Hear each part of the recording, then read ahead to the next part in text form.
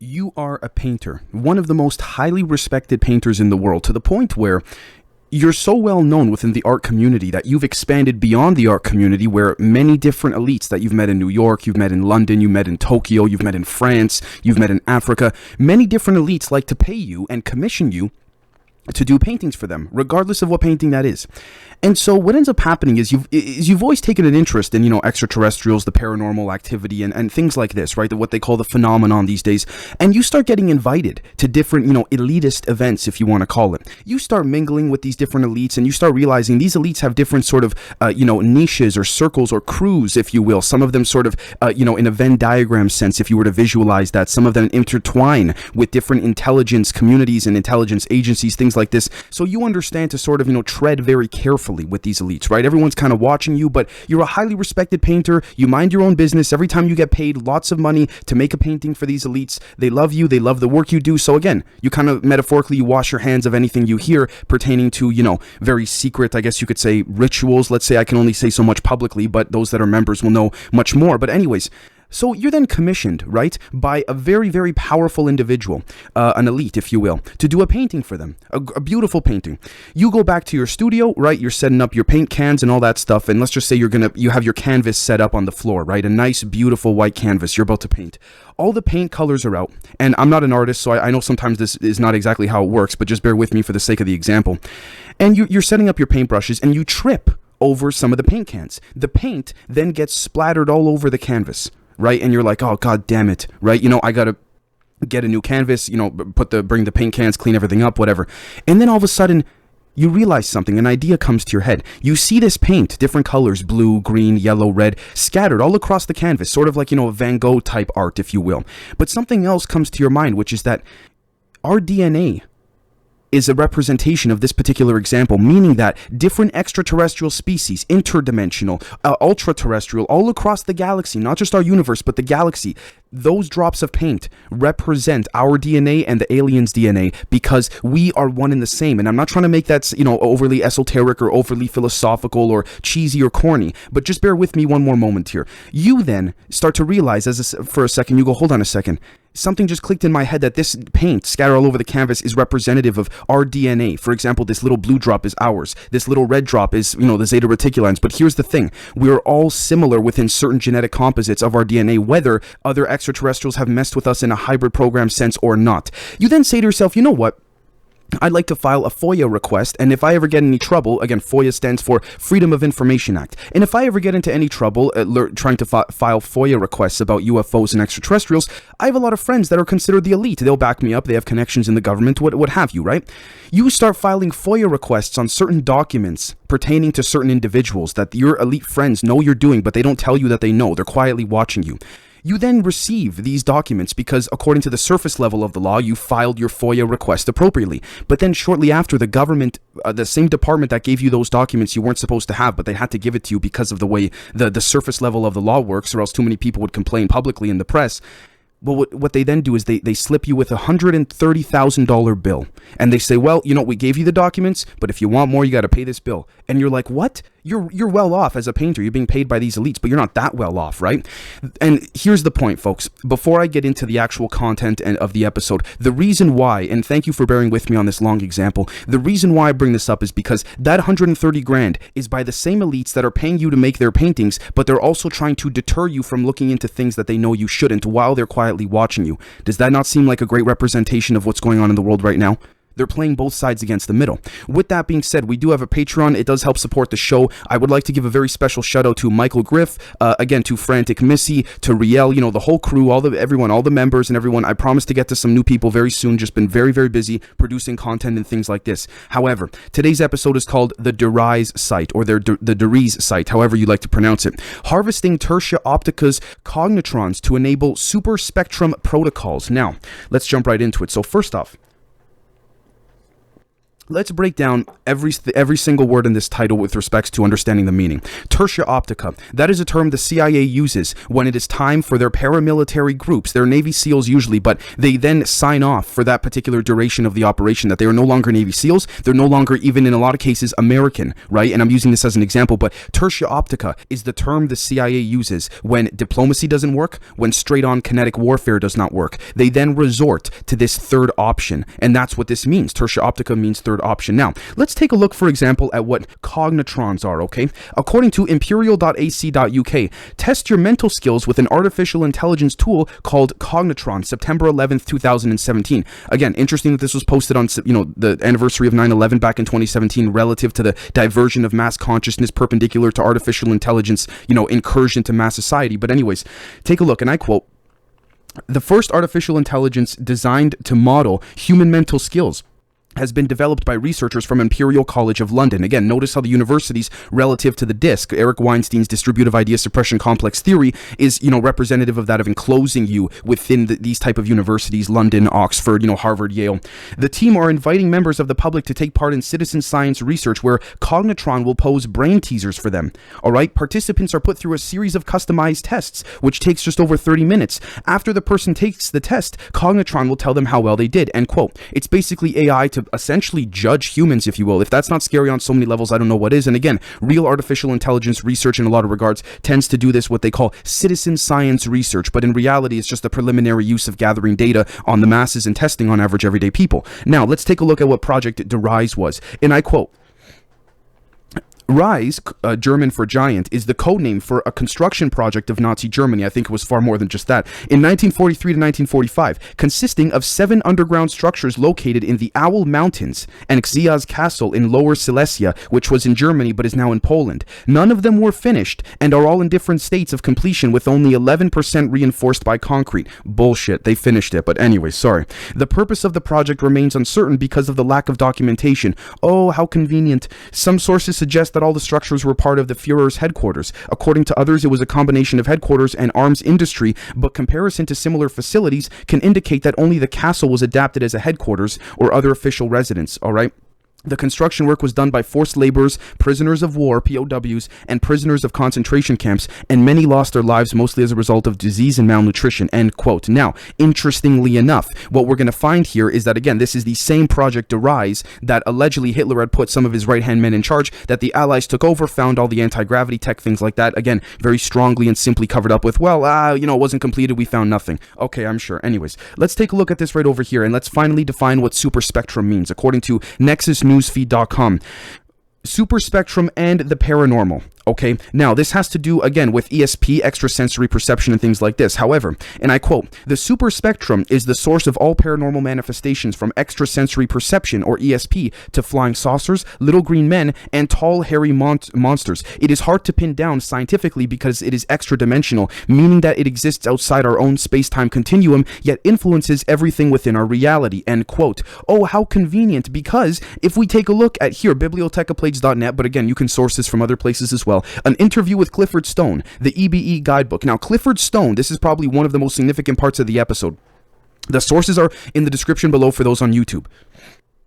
Clifford Stone, for those that follow my social media, for those that follow us in general, is the same individual retired as a staff sergeant who was at the 2001 National Press Club hosted by Stephen Greer. Many of you know I'm not a big fan of Greer, but I got to give him credit where it's due with respect to some of the events he's held previously. Clifford Stone is the same gentleman that said by the time he got out in 1989, they had cataloged 57 different species, and he interacted with a lot of them simply because he had a natural super spectrum ability. Interestingly enough, Ben Rich, the former head of Lockheed Martin Skunk Works division, allegedly said too, the way a lot of these craft travel are through traversable wormholes relative to the idea of ESP. And the idea of ESP is that, pardon me if I'm losing you folks, but the idea of ESP is that all points in time are equal. And Ben Rich allegedly said, yes, that's exactly how it works. Interestingly enough, let's take a look at this transcript that Project Camelot did in 2006 with Mr. Clifford Stone, okay? And I encourage you folks to check out the transcript because there's a lot of things he says that I'm not mentioning here for the sake of focusing on what the actual content of the episode. But look at this right over here. This is so C represents Clifford Stone and K represents the interviewer. So have you ever, I'm going to assume they must photograph these beings, right? Mr. Stone says, yep, there's photographs. Okay, and what about you? Do you ever draw them? Do you have drawings of them? Clifford Stone says, yep, I've got some drawings. And then the interviewer says, and have you ever distributed? Mr. Stone says no. And then, are you able at liberty to give them out at all or show them? He goes, some I have and some I haven't. And are you familiar with underground bases? Mr. Stone says, and the technology that goes along with it. Okay, and so I'm going to assume you have been to underground bases yourself? Mr. Stone says, not by choice. Interestingly enough, before I go on, Mr. Stone mentioned that every time he was officially, his position was a clerk, was a clerk typist or clerk staff. But he said every time he went into some of these black project operations, he had to take off his United States patch, his position, his name patch. Everything indicating he was American had to be thrown into a bag, non-existent. Again, Tertia-OPTICA, that same concept there. But let's take a look. Not by choice, that's believable, but have you also seen, say, reptilians, what's called, in the UFO community, what we call reptilians? Mr. Stone, this is interesting. I encourage you folks to check out the video. I'll source it in the description below. He goes, some species could be called reptilians, yes. The interviewer says, and are you able to communicate with them telepathically? Mr. Stone says, they can communicate with you. It's hard to explain. You can't keep secrets. All right. And the interviewer says, sure. Mr. Stone says, I think this is significant as well relative to the rest of what we're going to be presenting in this episode. He says, the other thing I would remind everyone is that the program is geared and set up to where you only know what you have a need to know. Okay, and a lot of times you know more than what you're supposed to know, but you don't know everything. The interviewer says, sure. Mr. Stone says, and I reiterate that anyone who tells you they know everything is a liar. It's not true. End quote. Now, I have a personal proposal on this. I think it's because the compartmentalization leads back to the extraterrestrials really running things. And I think that's why there are humans at the highest level of the position of power relative to the military-industrial complex, at least within North America and Europe, relative to the umbrella of NATO, that are very close to knowing a lot of things about the secret space program or the alleged program and different things like this. But I think ultimately, even they are still compartmentalized relative to Colonel Philip Corso's example of the sort of shack. You give up some secrets to protect the rest, and so on and so forth. But anyways, let's take a look, folks, at this particular image right here stated by Nikola Tesla, and I quote, again, this is not to take a jab at the flat earthers, but rather to sort of elaborate on something larger. Earth is a realm. It is not a planet. It is not an object. Therefore, it has no edge. Earth would be more easily defined as a system environment. Earth is also a machine. It is a Tesla coil. The sun and moon are powered wirelessly with the electromagnetic field, the ether. This field also suspends the celestial spheres with electromagnetic levitation. Electromagnetic levitation disproves gravity because the only force you need to counter is the electromagnetic force, not gravity. The stars are attached to the firmament, end quote. Make of that as you will. Specifically when he says, Mr. Tesla says here, the field also suspends the celestial spheres with electromagnetic levitation. Now, folks, I'd like to take a look at this particular video right over here. Actually, sorry, before we take a look at that, let's take a look at some alleged pictures of Nibiru. And if we see here, or Planet X, if you want to call it, this is sort of the wheel, again, with the sort of star-type figure seen in this particular satellite image. But again, you might be saying, Dave, this is just one image. Let's take a look at this one here. This has also been photographed very close to the sun as well. So again, people have also seen two suns during the day. They've blatantly filmed it. It's put up on TikTok and other different platforms like this. Just, don't worry about it. Birds have been seen flying, but they're staying still. Like, as they say, glitch in the matrix, if you want to call it. Now, let's take a look at this video right here and analyze it very strongly. It's about 51 seconds. Going to be no sound, just because there really isn't any, but this is a demonstration of how, again, relative to the Project Beta document and the Alien War Plans document that we analyzed on a previous live stream about how that particular species called the Orange implants humans in their brains without them knowing in order for them to be able to use the humans as monitors, if you will. In this case here, what I believe we're seeing is sort of a vril reptilian Orion Draco sort of form that implements itself into the optical nerves of the eye, which allow these beings to see the same way that Mr. Stone said they communicate with you, you don't with them. You see what I'm saying? He sort of said it's a one-way type thing. There's Mike Pence, for example. We're about to see Queen Elizabeth, for example. This is evident. And these individuals may not even know, in fact, that they're being implanted, because a lot of people might say, oh, you're telling me they could all keep a secret? They probably don't even know. How do we know this? Well, there's the Queen. The video just ended. Let's substantiate this very strongly with this right over here. According to the sun.co.uk, all right, GQ magazine, I apologize, referencing Lou Elizondo. Fun little fact, Lou Elizondo allegedly was not going to do this interview, but he thought he was doing an interview with a different GQ magazine that was a military one, but it turned out to be like the fashion design GQ type magazine. Anyways, take a look at this. And I quote, "A lot. Let me give you a notional. I've got to be careful. I can't speak too specifically." Mr. Elizondo was asked with respects to what evidence he has about aliens. But one might imagine that you get a report from a pilot who says, "Lou, it's really weird. I was flying and I got close to this thing and I came back home and it was like I got a sunburn. I was red for 4 days." End quote. Well, that's a sign of radiation. That's not a sunburn. It's a radiation burn. Then a pilot might say, if they had got a little closer, "Lou, I'm at the hospital. I've got symptoms that are indicative of microwave damage, meaning internal injuries, and even in my brain, there's some morphology there." And then you might get somebody who gets really close and says, "You know, Lou, it's really bizarre. It felt like I was there for only 5 minutes, but when I looked at my watch, 30 minutes went by, but I only used 5 minutes worth of fuel. How is that possible?" Well, there's a reason for that. We believe, end quote, sorry, and we believe, and it probably has to do with the warping of space-time. And the closer you get to one of these vehicles, the more you may begin to experience space-time relative to the vehicle and the environment. End quote. That was stated by Mr. Lou Elizondo. Interestingly enough, look at the Project Beta document. Certain humans don't even realize, all of them don't even realize they've been implanted. They don't remember a single thing.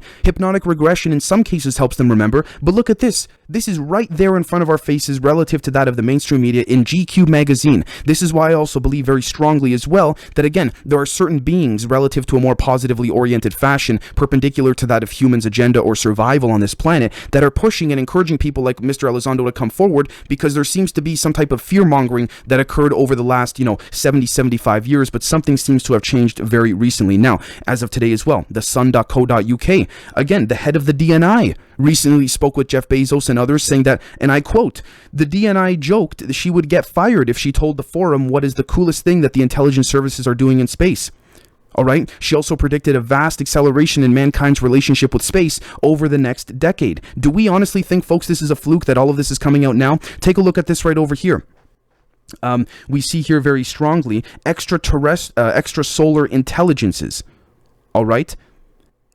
And we take, if we look over here, but it crucially, and I quote, "did not rule out an extraterrestrial or perhaps even extra-dimensional origin for the encounters." Okay, the debate, which was for decades considered a fringe and damaging topic, is now being openly spoke about by very senior figures, including Obama and Bill Clinton. Again, folks, I can't help but say this very strongly. I mean, look at this. We have the head of the DNI attending conferences and hearings and public forums that just 3 years ago were considered total nonsense. Now, Mr. Clifford Stone also said in that 2006 interview with Project Camelot, he goes, he claimed to still be in telepathic contact with some of these beings, and he also said very strongly, he goes, "If I had to take a guess," unfortunately he passed away a handful of months ago, but he goes, "If I had to take a guess," he goes, "around the 2016 timeline, 2016 year, things are going to change." With respects to, again, disclosure. He goes, "It's not going to be a UFO landing on the White House front lawn," but he goes, "around the year 2016, things are going to come out more strongly." Wasn't Lou Elizondo introduced to the UFO community and to the world in 2017? Now, again, I'm not trying to say that, oh, again, this is we're using theories to suit the facts. No, facts to suit the theories. But again, let's be consistent. Let's also play devil's advocate. Could be a total fluke as well. Now, let's take a look at this right here. DownTheChupacabrahole.com. Reptilian beings emerged during government-funded psychedelic studies. All right, quote, "Mankind has chronicled reptilian beings throughout history. Archaeologists unearthed 7,000-year-old humanoid lizard statues in Mesopotamia. Vedic scriptures, depict the Naga," shout out to Mike, by the way, "as a shape-shifting serpentine breed. Zulu shamans believe the world is controlled by Chitauri, a sinister Saurian force. Ancient Sumerians wrote about a powerful and manipulative group of extraterrestrials called the Anunnaki. Indigenous Central American tribes worship the snake god Quetzalcoatl. In Asia, ruling emperors descended from the dragon bloodline," end quote. Now, it seems that we're just finding nowadays, we visualize them when we take psychedelics. The same psychedelics that are on the same level as heroin. Are you kidding me? In certain countries, at the very least, maybe not all countries, but in certain countries. Let's take a look at this right here. LiveScience.com, ultra hot, ultra fast explosion called the Camel has astronomers puzzled. Oh, I'm sure it does. I'm on the surface level, I respect them. I really do. And for those that don't know, relative to, again, what's going on underneath the surface, I'm not trying to disrespect them. Only 2 other explosions like this have ever been detected, the cow and the koala. In October 2020, and I quote, astronomers detected an enormous ancient explosion tearing through a galaxy several billion light years from Earth. The blast appeared out of nowhere, reached peak brightness within a few days, and then rapidly vanished again within a month, indicating that an extreme cosmic event like the formation of a black hole or neutron star has just occurred, end quote. Now, Mr. Clifford Stone in that same interview also said there's different propulsions for different factions and different species. Some of them communicate with each other, some have no interest. But the point is that the way a lot of them get to Earth is through what he called traversable wormholes. He said this back in 2006. Funny that quantum entanglement and quantum physics is only seeming to prove that now. Traversable wormholes seem to be indicative of the evidence that the astronomers viewed here, relative to the way in which reptilian species have been known, or Draco species, have been known to destroy literal galaxy clusters for feeding off of their energy and their loosh, if you will. Let's take a look at MonteCristoMagazine.com. The tantalizing time-looping science of retrocausation. Okay, now if we do a quick lookup of what retrocausation stands for, we'll see here, sorry, give me a second. It essentially means returnable, precognition, if you will, right? Now, take a look at this right over here.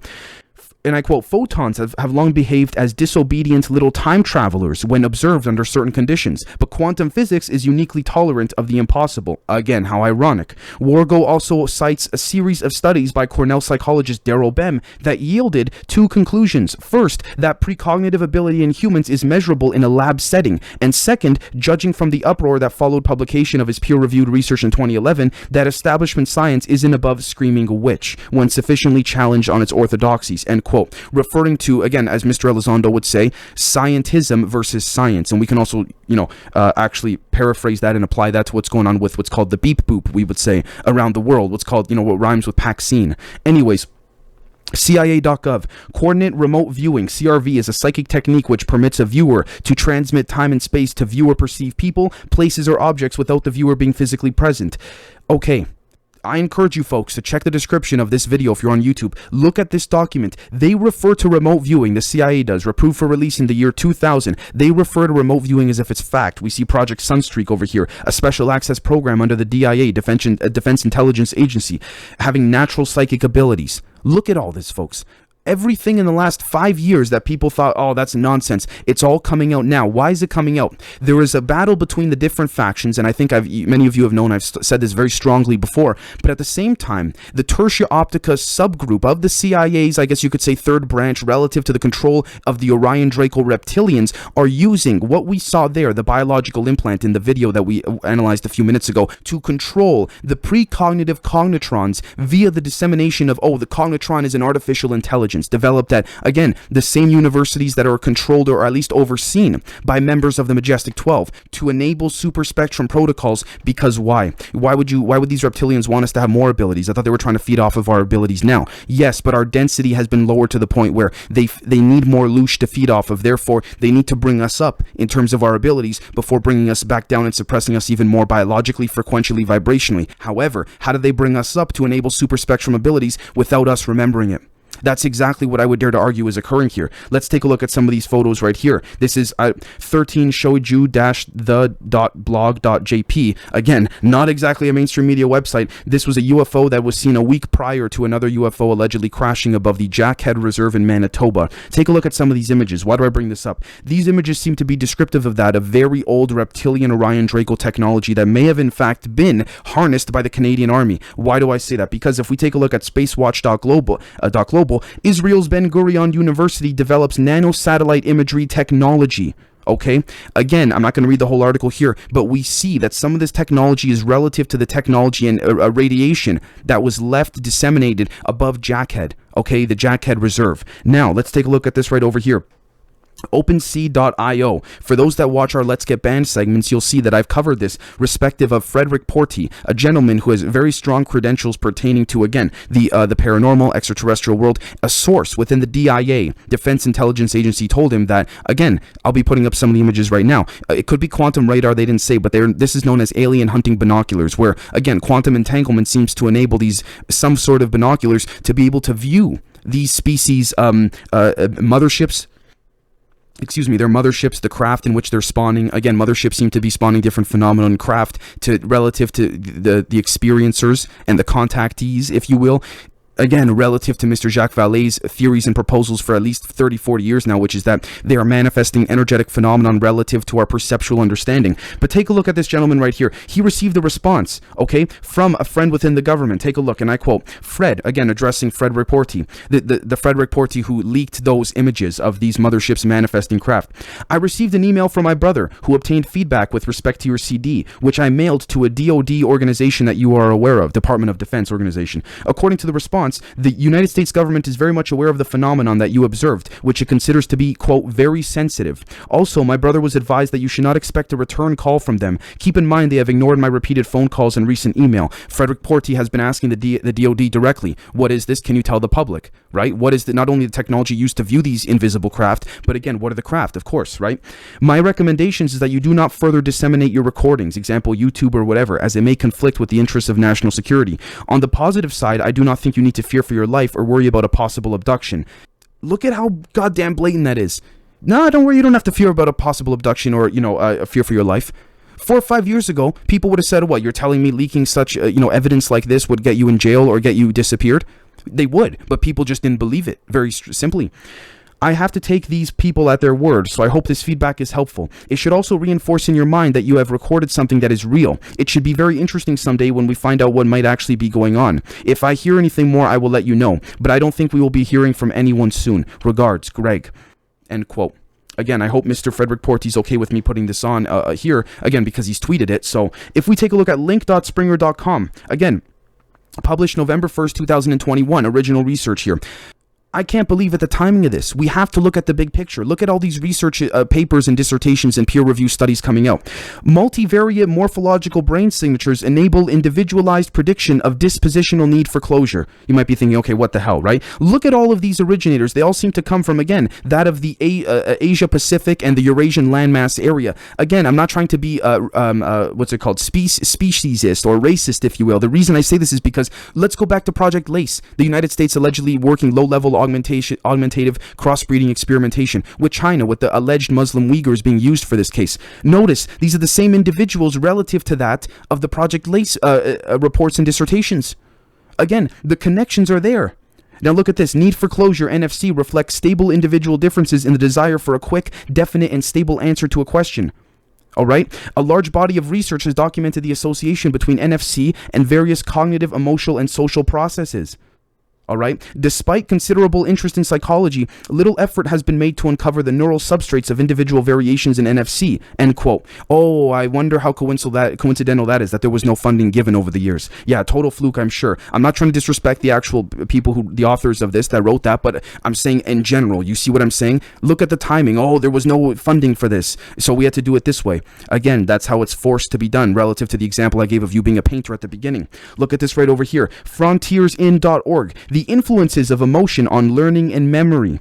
Okay, emotion has a substantial influence on the cognitive processes in humans, including perception, attention, learning, memory, reasoning, and problem solving. End quote. We see here the hippocampus. We see different things like consolidation of the prefrontal cortex. This all has to do with the pineal gland relative to, again, the way that these intelligence agents are coming out saying they're hinting at aliens confirming their existence, but they're just walking up to that line, but they're not crossing it. That's being applied here within academia. They're walking up to that line, but they're not crossing it. Now, and I'd like to thank Frantic Missy for a lot of these articles. Let's take a look at journals.plos.org. A sensitive and specific neural signature for picture-induced negative effect. All right, take a look at this. These are what we call holograms that are able to be put right in front of your face. We wouldn't even know they're holograms. We wouldn't even know. Look at this right here, majesticdocuments.com. This is a great archive, by the way. I put this out for my members on the Telegram group that we have on Patreon. I put this out there saying, look, 1942. George C. Marshall writes to a top secret memo to the President Roosevelt, which states, and I quote, regarding the air raid over Los Angeles, it was learned by Army G2 that Rear Admiral Anderson recovered an unidentified airplane off the coast of California with no bearing on conventional explanation. This headquarters has come to the determination, that the mystery airplanes are in fact not earthly, and according to secret intelligence sources, they are in all probability of interplanetary origin. All right. Marshall goes on to state, as a consequence, I have issued orders to Army G2 that a special intelligence unit be created to further investigate the phenomenon and to report any significant connection between recent incidences and those collected by the director of the Office of Coordinator of Information. All right. End quote. The memo bears correct Office of Chief of Staff, OCS, file numbers and has Interplanetary Phenomenon Unit, IPU, typed on it at a later time by a different typewriter. It is logical to believe that this is the order that sets up the IPU, end quote. Franklin, look at the next article. Franklin D. Roosevelt memo on non-terrestrial science and technology, February 22nd, 1944.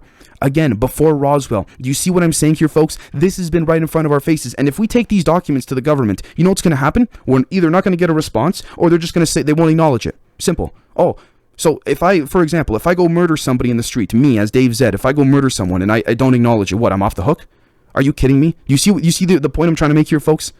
So again, with that being said, I apologize if it was a little bit of a rant, but I do believe ultimately what we're seeing here is a different form of incursion and insertion via different reptilian Orion Draco alliances, and this evidence substantiates that very strongly. So without further ado, thank you so much, folks, for watching or listening, and we'll catch you next time. Cheers.